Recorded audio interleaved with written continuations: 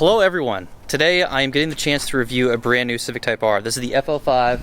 Brandon got this from California. So could you tell me a little bit about the purchasing process? Yes. So obviously, like everybody else, it took, what, months of calling and trying to get on somebody's lists. And luckily, I was able to get a hold of one dealership that had one for about like 6 or 7 over, and I actually put a deposit down on that. Long story short, I came across this car. It was used, not used, but it had 500 miles. And I called the dealership and I was like, hey, if you can beat my deal that I have with, it was actually a Rally Red Type R. If you can beat the deal, then I'll do business with you guys. And then they did it. They did it for $5,000 over. Nice. I flew out the same day. It was on a Friday. My girlfriend drove me to the airport, flew out, went and go picked it up. So. And you got this early too. You've had this for what, 3 months now? Yeah. And so it had 500 miles, and that's why they were able to like work with me. And they were doing another deal with another guy for like $8 to $10,000 over. I forgot what it was. It was like 7 or 8 over. And then like they were done dealing with that guy. He was like, I guess, giving him a hard time. And so I called. And I was like, I'll do the deal right now. I'll put a deposit down. And sure enough, it happened. So that's awesome. I had to fly out of California to buy my Civic Type R and the BRZ. Brandon flew to California. So I don't know, man. Hey, you did a good job searching for it. So I know. When they first revealed the FL5, I made a video talking a bunch of crap about it, saying I don't like the looks and I never see myself getting one. I don't know what happened, but in the past couple months, I have warmed up to this a lot. This is, just take a look at this. It is so beautiful. There's so many differences. I don't want to make this like a comparison video because it's pretty much a completely different car. But look how wide this is. It's extremely wide. And here is an important difference, I think, that shows how much effort Honda engineers put into this car. So the quarter panel here, this is all one piece. This is unique to the FL5. And if you come over here to my FK8, you can see that this is not part of the actual quarter panel. This is an addition. So whether that's taped on or screwed on, I don't know. And looks are subjective, but I think it's really important to note that that is unique to the FL5. And then from the factory, this thing has Michelin's and it has 265s. I have aftermarket wheels and tires on my FK8, and I only have 255s, which obviously is a me problem, but that just goes to show, like, from the factory, Honda is not playing games with the FL5. I do miss the hood scoop when I'm looking at this. Oh wow, so light. Yeah. Oh, okay, yeah. So you can see right here, that is where the water goes. So there's a little aluminum pan here with a little slit in the bottom. So the water probably just, like if it's raining outside or whatever, it looks like it falls right in front of the turbo and the downpipe. Yeah, so they routed it so where it doesn't get on the on any of the engine components or whatnot. We were talking beforehand and we were wondering how they figured that out so it doesn't, get all over the engine, because here in Florida we have very acidic rain, and I don't know, that's just a question that I had in my mind. So I know that the FL5 has a different turbocharger. I'm not exactly sure on the specifics. And then obviously this part here, the turbo inlet pipe, it has a different design. I don't know why there's a flat plate on top here. They redid the cooling into the turbo inlet pipe. I know they redid the whole system to make it a little bit more efficient. Did it come like this with a little jacket for the battery? Yeah, I think that's for the maybe colder climates.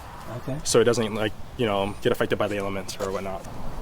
Your first color, oh, that has a really nice closing sound. Clunk. Yeah, it sounds more premium than mine for sure.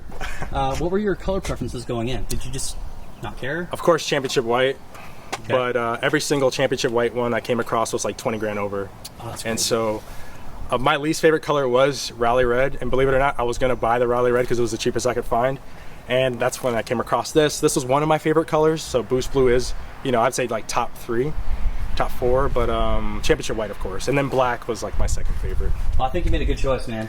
Yeah. I have only seen one other FL5 in this entire area. Yeah, interesting fact. So they changed everything from the regular hatch to this. They changed everything minus the driver door and the roof. Everything else is different. So obviously the back door, the rear quarter panels, front quarter, everything is different. So. And if we come over to the wing gear, this is another kind of a controversial part of this car. Some people don't like the wing. Some people like, how the FK8's wing was color matched. I think this is really nice, and I will tell you what, this looks more premium So just these parts right here, the little brackets, I don't know, they're like a matte black. It just looks premium. I don't want to put my hands all over the paint, but I can tell you that mine is, it doesn't look as high quality as this. And then obviously we still have vents here. Honestly, I'm no engineer, so I can't really tell you what the purpose of these vents are. I know for the FK8, it's a totally different, you know, aerodynamic system up front, because the air would go in here, and there's an aluminum kind of tunnel that funneled the air down, and it came out of these ducts. It's for aerodynamic purposes to push the wind away from the vehicle or whatnot, or to the side of the vehicle. Brandon has already tracked this. He tracked this at this place called The Firm, which is kind of in Central Florida. Yep. And you said you did like 7 or 8 passes, and you started to notice on stock pads, stock fluid. After like 6-7 laps, you start to notice brake fade. Yep. So before I go check out the inside, I want to ask you what your plans are for this car. Right now, it's just to enjoy it in its stock form, and then little by little, I'll add on maybe some wheels, tires, maybe some like lowering springs, some like spoon springs or something like that. But I believe in like a OEM plus look, not necessarily like redoing everything or modding everything. I think I'm just going to keep it like in an OEM plus fashion. And you were just saying you have a few issues with the car, a few gripes. What are they? Yeah, well, for one, obviously the size of the tire. They maintain the 30 sidewall, which they're 265/30s, so you run the risk of bending your wheels still, which happened with the FK8s as well. There's stuff with the interior. There's no dedicated rev matching button. For some reason, when the car's on, you can't open the trunk. I don't know why, but when it's running, you can't open the trunk? Yeah, I don't know. It's weird. I'll have to show you. I'm trying to think. There is like more too. That door, dude, this whole entire car feels more premium. I don't want to overuse that word, but that's the best way to describe it. But oh yeah, just from like opening the door. As you can see, like what I was talking about, there's so many like unused buttons. Oh my god, these seats are. Oh, it still smells brand new. Yeah, that's. I had some food in there earlier, so. But look, there's unused buttons. One unused button right there. That could have been a rev match button. You know, there's unused. There's like slots over there. They could use it for certain things. Damn, these seats. Oh my god, I didn't notice this at night when I sat in your car a few months ago, but these. They're all like perforated. Yeah. That's so cool. I feel like these are a little wider. You think so? I mean, I also have gained like 30 pounds since I bought my FK8, but yeah, I think dude, these seats feel so good. Mine, I think mine are either it's that they're broken in or it's that these really are more stiff. But they're still super comfortable. I mean, you drove back from California. How was it on that drive? That was amazing. I ran it. I drove it in comfort the entire time. So I was just trying to get back. I wasn't doing anything crazy with like Plus R or anything like that. But it was so comfortable. Did you actually wait the break-in period to start beating on it? I did, which I didn't have to wait long because the car had 500 miles on it already. So I just had to drive it 100 miles. Technically, actually, well, I drove it to about 1,000 before I did anything. But I thought the break-in period was up to 600 miles. But don't quote me on that. Oh, and a Bose sound system, guys. I have to try that out. Amazing. And I love these new vents. I think they are so attractive. Love it. Wireless charging. All Type R's come with that, right? That wasn't an option, that just they all come with it? They all come with it. Dude, baller. I can't believe Honda had the guts to actually put a red carpet in a car from the factory. That is... What are your thoughts on that? I love it. And then I don't because it's hard to keep clean. So yeah. I've already, like, you know, when you autocross, you have to take out the mats, and so I've already dirtied the driver's side quite a bit. What is this for? The little slit? Slit for, like, it makes it like easier to like install the harness and whatnot. That's what apparently people are using it for. Nice. Oh, dude, right off the bat, this touchscreen, this head unit is nice. So much more responsive than mine. Yes, I love that gauge too. So this is the R mode gauge, right? Yeah. Oh, okay. To tell you that, yeah, that's so you can change the gauges to comfort. Oh my god. Sport and. That looks so cool. Sir. All right, I won't be long. Take your time, man. I'll be nice to your baby too. Keep it under like 150 or so. Yeah. All right, dude. Thanks. Enjoy it, man. Yeah, no problem. Oh, it's so cool being in a stock Type R. I kind of miss it in a way. Mine is so loud now, and I've done so much to it that, I don't know, this is kind of, it gives me peace of mind. Again, love these vents, Love the new car smell. Love the head unit. This feels so familiar. Very smooth. Okay, so like Brandon said, he has his individual settings so that most of the features are in Plus R mode, pretty much except for the steering wheel, which is on sport mode, and the suspension, which is comfort. You know, a lot of the reviews that I watched on YouTube of this car, people mentioned how stiff the ride is, even in comfort mode. I'm not noticing that. But my first impressions, I mean, it really does feel a lot similar to the FK8. So the throttle response, oh crap, we have some Honda sensing features kicking in. How do I get those off? Let's do about half throttle.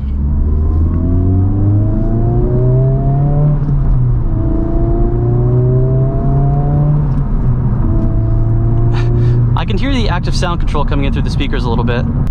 Going over a speed bump, no problem. This is very comfortable. I love the steering wheel. I like that they went away with a lot of the Alcantara. I put the Mugen steering wheel on my FK8 because the Alcantara steering wheel is just getting disgusting. So I love that they went back to leather. I want to buy one so badly. I don't even know if I could afford one, but I'm like 3 minutes into the test drive and I already want to buy one. I don't think I could forgive myself if I said goodbye to my FK8 though. Oh, I love the cluster change.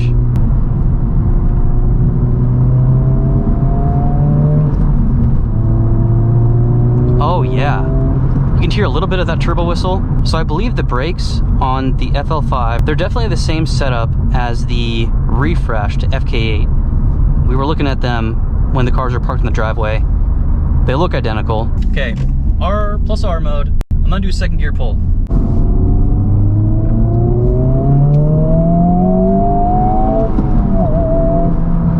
Damn, dude, it's been so long since I've had my car tuned, I forget what the Type R feels like stock. It still goes pretty good, man. This car has plenty of power now. When we start talking about the price increases, I wanted to wait till the end of the video to kind of give my thoughts on, is this car really worth $45,000 MSRP? Because it's listed as a $44,000 car, but then you have to pay destination handling. It's a $45,000 car, and that's before the markups. And we're still only talking about 315 horsepower. So I don't know, man, that's a lot of money for not that much power in 2023.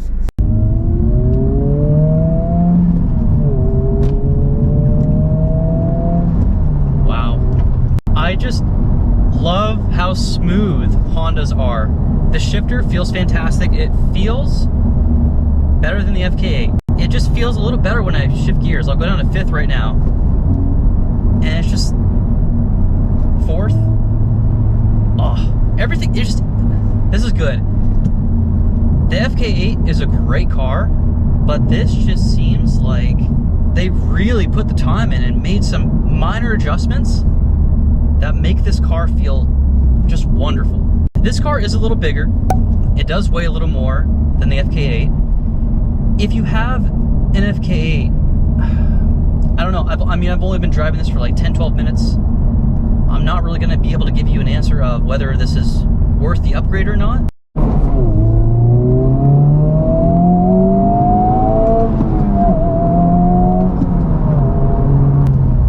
Dude, this is a quick car. Even in Plus R mode, on the stock wheels and tires, this is comfortable. Dude, whoever is saying that this car rides more roughly than the FK8, I don't know what they're talking about. Just that little bit of turbo whistle you get. I also kind of want to say the gear ratios feel different. If they are, I will put the gear ratios and the final drive ratio on the screen. Like at 55 miles an hour in fifth gear, I feel like in my FK8, I would be way higher in the RPM range. You know what, while I have a second, I am gonna try playing a song. I wanna get a taste for this sound system. Okay.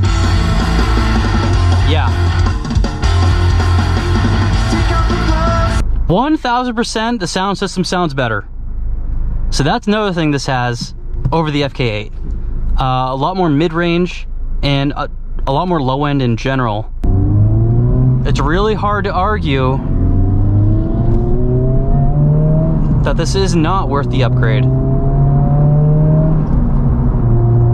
Yeah. So far, my 3 favorite things about the interior of this car is the LCD gauge cluster, or, you know, the LCD screen. That is amazing. It looks beautiful. The head unit is very responsive. It's definitely bigger than the old one. And also the sound system. Those are your creature comforts, dude. Like your head unit and your sound system. That's a crucial component of new cars nowadays. You basically have to try to find a brand new car that doesn't come with Apple CarPlay nowadays. Oh yeah.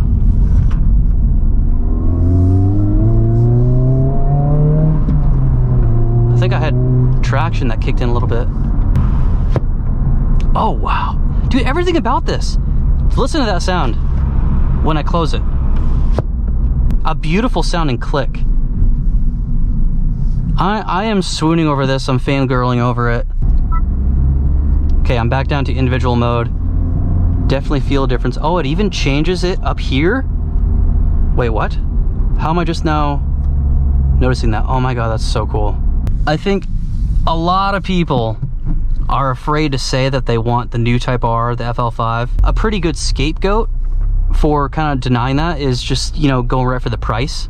The price gouging for the new FL5s is insane, right? Everyone knows that. Brandon paid a $5,000 markup like you guys heard earlier, and that's, honestly, that's on the low side. So I really can't blame him for that. And he got this, like, what's his badge number? 713. Dude, he has one of the first 1,000 Type Rs sold in North America. I mean, look at the trunk. Yeah, I mean, pretty identical to the FK8 in here. Definitely a bigger subwoofer. That's where the extra bass is coming from. And maybe this is a little deeper? Is it a little deeper than mine? I'm gonna find that out right now. Oh, no, it's not. Oh yeah, dude, our trunks are pretty much the same exact thing.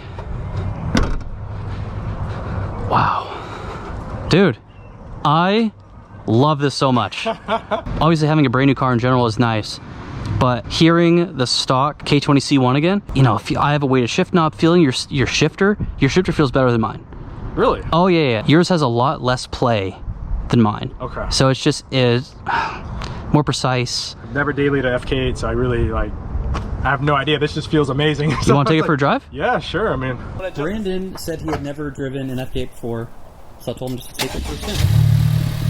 And this is pretty cool because I never get to hear my car from the outside. Like, no one else ever drives my car. Man, see these two together though? It's really cool. Technically, this is the younger brother to the FK8, right? But this is newer, less old. I do love my FK8 though, man. I do love that thing.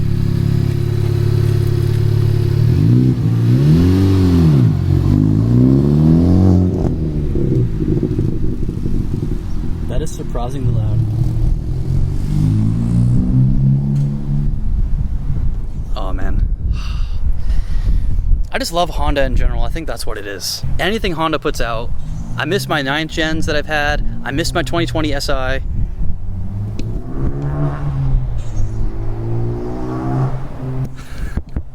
He's loving it, dude. Here are my final thoughts. Again, I'm really warming up to the looks of the car. I really, really like it. What I'm very curious about is what the refresh looks like. Honda always does a mid-cycle refresh. I mean, pretty much every vehicle that's ever existed, the manufacturer does a mid-cycle refresh. But Honda, it seems like they either don't do enough or they do too much. You can just leave it on the street if you want. Okay. Oh, I love my car. I haven't gotten many exterior shots, period, of my car lately. Love it. Woo, this thing feels way faster. What do you think? 10 times quicker for sure. It's a little loud in there. It is. It's a tad bit loud. Yeah, I think it's just because catted downpipe, a street exhaust all the way through. Yeah. So I mean, there are definitely Type Rs that are much louder than that. Yeah, but no, it's a nice loud. It's like, it's perfect. If I were to have an exhaust, it'd probably sound like that. So And it feels pretty planted too. I mean, I don't know. That's a stock suspension? Do you have it in sport mode, R mode? I just left it as was. Okay, so sport mode. Sport mode. Yeah. It feels good, man. The power just feels like when the turbo, when it starts spooling, it just feels like the dramatic effect of the turbo kicking in is like insane. I have a favorable tune. Technically, I already do have the flex fuel tune, but I still just have 93 in the tank. Okay. Well, yeah, you would slaughter me in a in a straight line. I feel the power difference immediately. So interesting. But it feels good, man, and it sounds good. It sounds really good. So solid. Yeah, it was really cool to hear you pull away because no one else ever drives my car, you know. Yeah. So. But I feel a difference in gearbox for sure. I feel a little bit more play for sure. Yes, There's that's a tad exactly bit what I more was play. saying. Like first to second, kind of feels great. Because you know, like Honda freaking gearboxes are the best in the world, but in my opinion. For the price point, for sure. Yeah. Minus Porsche's good. But again, we are biased. We are Type R owners, so you know. I think it's the best gearbox, best seats, hands down in the market. Unless you I buy like the new seats better, man. Those seats are sweet. So mid-cycle refresh. Brandon says he's going to buy one, and then that might be his collector's car. But for now, I really enjoyed that. Thank you very much for letting me do that. You're a gangster for letting me just take that out. That's super generous. If you want to leave a comment on the YouTube video, I'll pin it, and if anyone wants to ask you questions about your experience owning this, they can ask you there. Yeah, no problem. That'd be pretty cool because there's a lot of people that have questions, man. You know, very new car, it's expensive, it's the first model year, so you have a lot of people saying, never buy the first model year. It's true. I have the first model year of the new BRZ, and I've had a great experience so far. So, yeah, you can see the valve is closed. That's so cool. Oh, I can see it opening up. Yep. Dude, that's so neat. Wait, did it open on the it doesn't throttle? really get all that much louder. But, yeah, I can see it. You'll see it on video. Like opening up.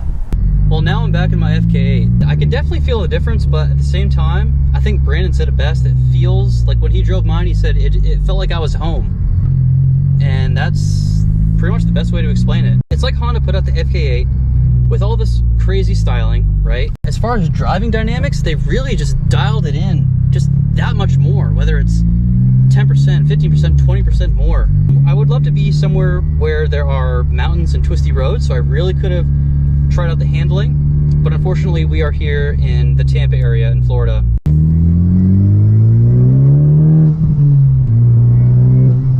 Oh, yeah. Definitely a big power difference. It's been so long since I've driven one of these stocks. I drove Marco's. Marco's had 550 horsepower. Mine has in the upper 300s. Oh, man, these things just with a 93 tune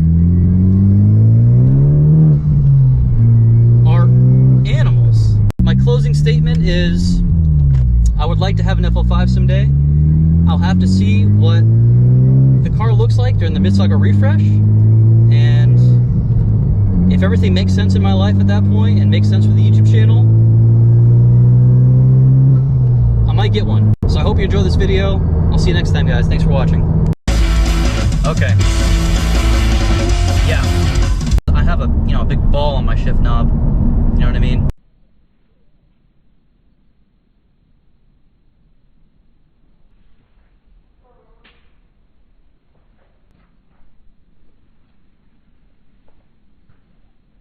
Friendly. I wonder what these are for. Maybe, I think probably in countries like overseas, maybe in Europe or whatever, they have different features, and it's always like that.